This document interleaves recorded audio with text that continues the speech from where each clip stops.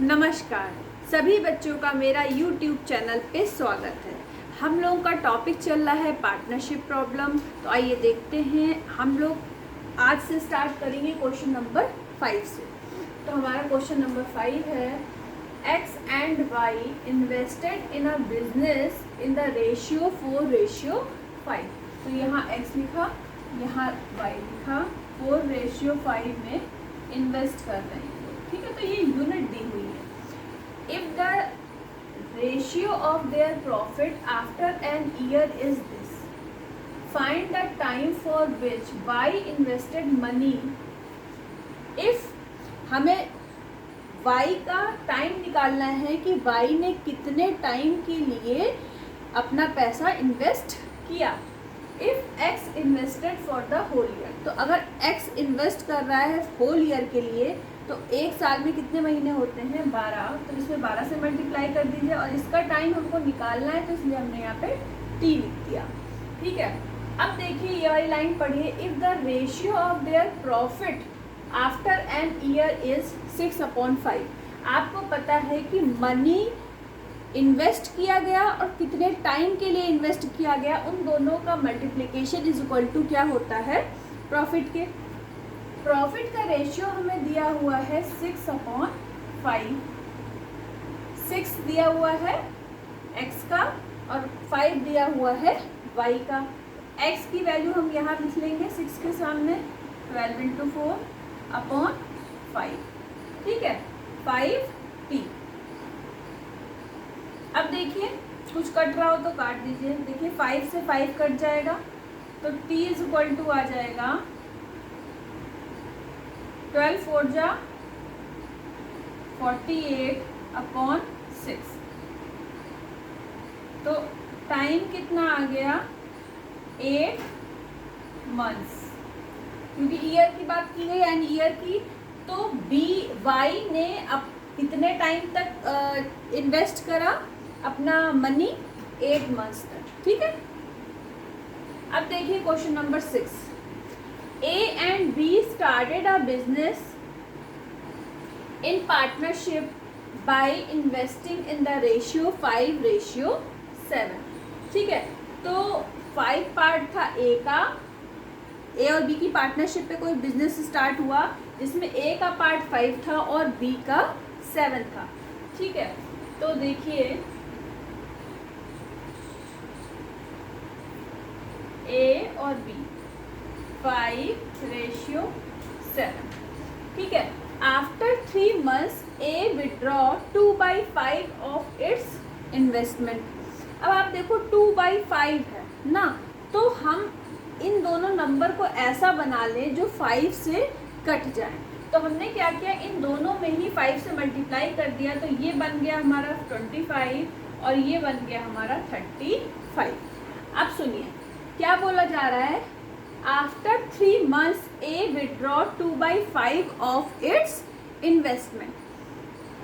तो बोला ये जा रहा है कि 3 महीने बाद उसने जो इन्वेस्ट किया था उसका A ने जो इन्वेस्ट किया था उसका 2/5 ऑफ इन्वेस्टमेंट उसने क्या किया? विड्रॉ कर लिया। ठीक है, तो सबसे पहले देखिए कि 25 उसका 3 मंथ्स तक तो इन्वेस्ट रहा, ये आफ्टर 3 मंथ्स की बात की गई है। ठीक है, तो आफ्टर 3 मंथ्स के लिए बोला गया है 2/5। अब देखिए 25 का 2/5 क्या होगा? 25 का 2/5 क्या होगा? 5 से इसको काटेंगे, 5 5 जा 25 और 5 2 जा 10, 10 आ जाएगा। ठीक है, टोटल इन्वेस्टमेंट 25 थी, 25 में से आप 10 माइनस कर दो, क्योंकि इतना उसने विड्रॉ कर लिया। तो 25 में से 10 माइनस कर दो, बचा कितना? 15। और ये 15 उसने कितने मंथ तक इन्वेस्ट किया? 3 महीने तक तो ये वाला था। ये 15 कितने महीने तक इन्वेस्ट करा? आप लास्ट की लाइन पढ़ो, eight the end of 9 months. इसमें 12 मंथ्स की बात नहीं की गई है, 9 मंथ्स की बात की गई है, जिसमें 3 मंथ्स हो चुके हैं। तो अब कितने मंथ्स बचे 9 मंथ्स में? 6 मंथ्स। अब इस पे आ जाओ 35 वाले पे। बी वाले की बात के लिए क्या बोला गया है ये सुनिए। After 4 months from the beginning B withdraw 1/5 of its investment. तो आफ्टर 4 months मतलब 4 महीने तक तो उसने बी ने इन्वेस्ट किया है 35, लेकिन 4 महीने के बाद उसने 1/5 जितना इन्वेस्टमेंट किया था उसका 1/5 विड्रॉ कर लिया, निकाल लिया उस बिजनेस से रुपए। तो 35 का 1/5 कितना होगा? 7 आ जाएगा। अब ये जो 7 है, 1 मिनट, 1/5 नहीं, यहाँ पे 3/5 है, ठीक है, 3/5 है। अब देखिए तो यहाँ पे आ जाएगा 21, ठीक है।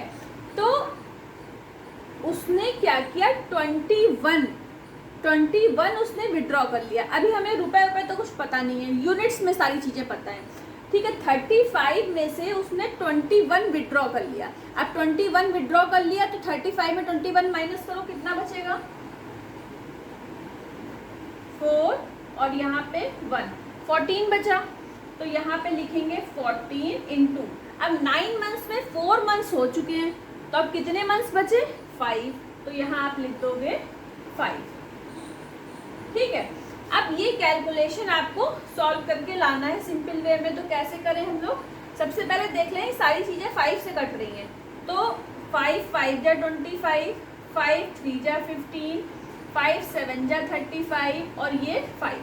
अब कर लीजिए 15 प्लस 18, 28 प्लस 40। अब इनको ऐड करके लिख लीजिए 33 रेशियो 42 आ जाएगा ना, ठीक है। ये आ गया 33 रेशियो 42। अब देखिए 3 से ये फिर से शायद कट रहा है, तो 11 रेशियो 3 1 जा 3, फिर 1 आ जाएगा और 3 4 जा 12। तो हमें मिला रेशियो 11 रेशियो 4 का। क्या मिला? 11 रेशियो 4 का, ठीक है। अब देखिए कि profit if total earned profit is rupees this. अगर टोटल प्रॉफिट इतना है, ठीक है, eight the end of 9th month, ठीक है। तो सबसे पहले, और हमारा इसका टोटल प्रॉफिट कितना है, अगर हम इन दोनों को सम कर दें यूनिट में, तो 11 प्लस 4 कितना हो जाएगा? 15। तो मतलब 15 यूनिट की वैल्यू क्वेश्चन में गिवन है 6750। तो 1 यूनिट की क्या करेंगे निकालने के लिए? अभी जो ये अमाउंट मिलेगा ये रुपीस में मिलेगा। 15 से डिवाइड करिए, तो हम यहाँ पे डिवाइड करके देख लेते हैं। 15 से 6750 लिख लीजिए। 15 4 जा 60 और 15 5 जा 75, 0 आ जाएगा। तो 450, ठीक है। क्या मिल गया? 450 मिल गया। अब पूछा क्या है? Find the share of each in profit. अब हमें इसका निकालना है, ए का कितना प्रॉफिट है और बी का कितना प्रॉफिट है, कितना कितना मिल रहा है। तो क्या करेंगे? 11 में ए के लिए क्या करेंगे? 11 में 450 से मल्टीप्लाई करेंगे तो क्या आ जाएगा?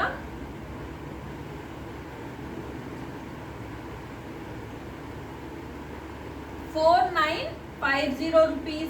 बी का निकालने के लिए हम क्या करेंगे? 450 में मल्टीप्लाई कर दो 4 से, क्योंकि बी का पार्ट 4 है। कितने मिल गए? 1800 और ये कितना मिल गया? 4950, ठीक है। अब देखिए इन दोनों को ऐड करके क्या ये मिल रहा है? अगर ये मिल रहा है तो मतलब हम लोगों ने ये दोनों पार्ट सही निकाले हैं। तो ये चेक करने के लिए आप देखो 4950 को ऐड कर दो 1800, 0 5 7 और 6750, यही वाला अमाउंट मिल गया। इसका मतलब हम लोगों ने जो ए और बी पार्ट निकाला है प्रॉफिट का, दोनों का प्रॉफिट वो बिल्कुल सही निकाला है। तो इस तरीके से हमारा क्वेश्चन नंबर 5 और क्वेश्चन नंबर 6 हो गया। नेक्स्ट ये अब ये फटाफट आप नोट डाउन कर लो, इसके बाद हम लोग करेंगे इसके आगे के क्वेश्चन, और 1 to 4 क्वेश्चन प्रीवियस क्लास में हो चुके हैं, तो फटाफट नोट डाउन करिए।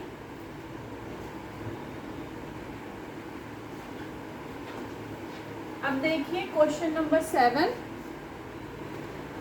ए स्टार्टेड अ बिजनेस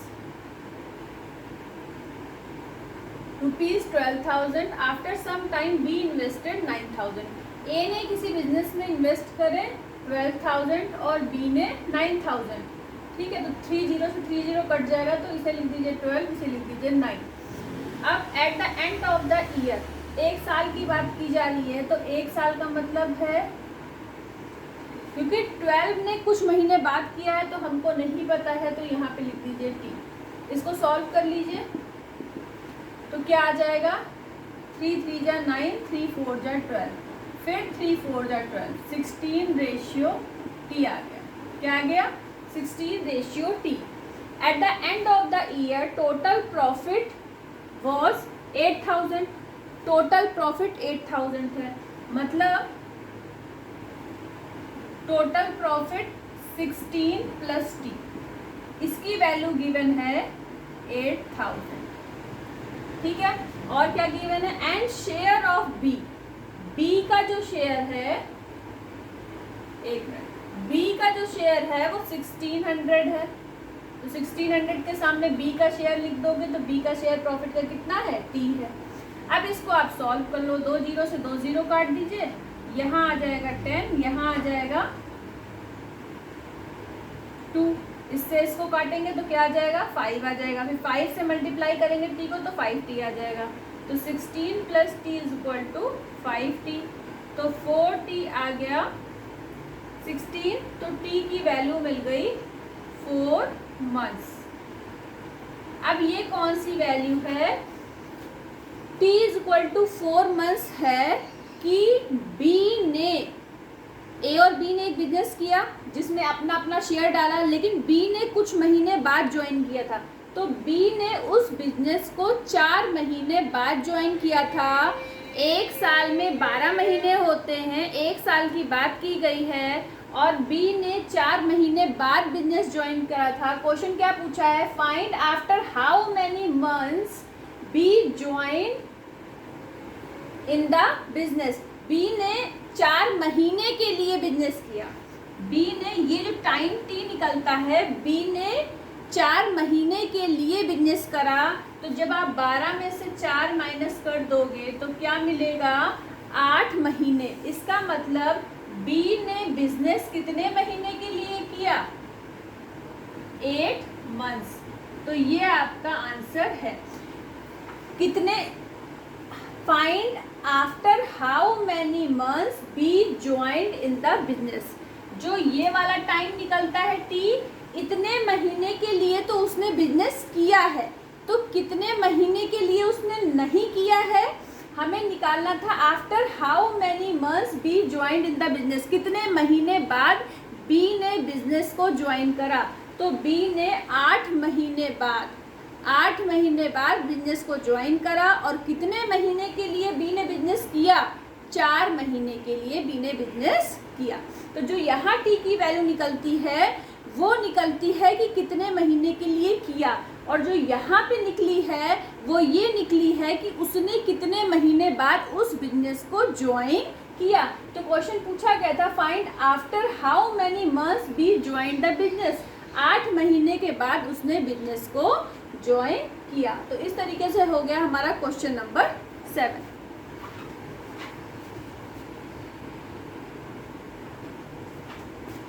अब देखिए क्वेश्चन नंबर 8 है हमारा, ए इन्वेस्टेड ₹200।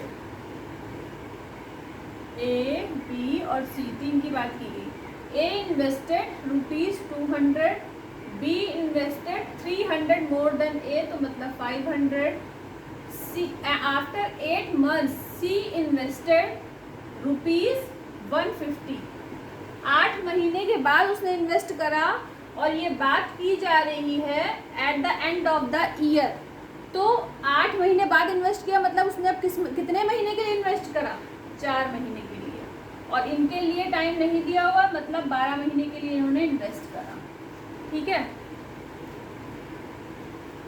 अब देखिए इसको सॉल्व कर लीजिए।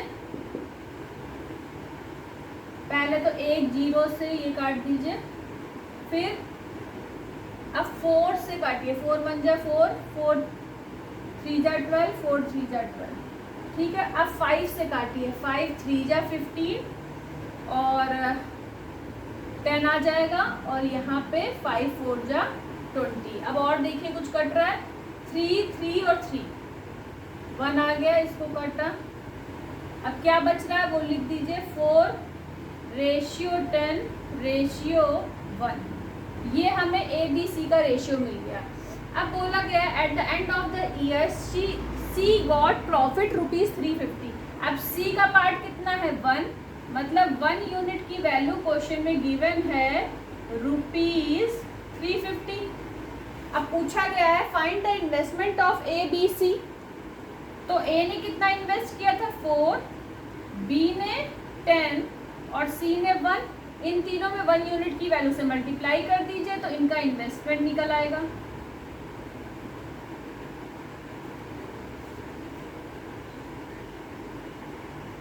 ठीक है, तो क्या निकल आया? अब मल्टीप्लाई कर दीजिए। ₹1400। अब यहाँ 10 से मल्टीप्लाई करेंगे तो 3500 और ये 350। Find the investment of ABC। तो ये निकल आया ABC का इन्वेस्टमेंट। ठीक है, तो इस तरीके से हमारा आज क्वेश्चन नंबर 8 तक हो गए हैं। अभी बहुत सारे क्वेश्चन बचे हुए हैं, तो चैनल को सब्सक्राइब ना करा हो तो कर दीजिएगा और वीडियो को लाइक कर दीजिएगा। आज के लिए इतना ही। All the best to all of you. Thank you.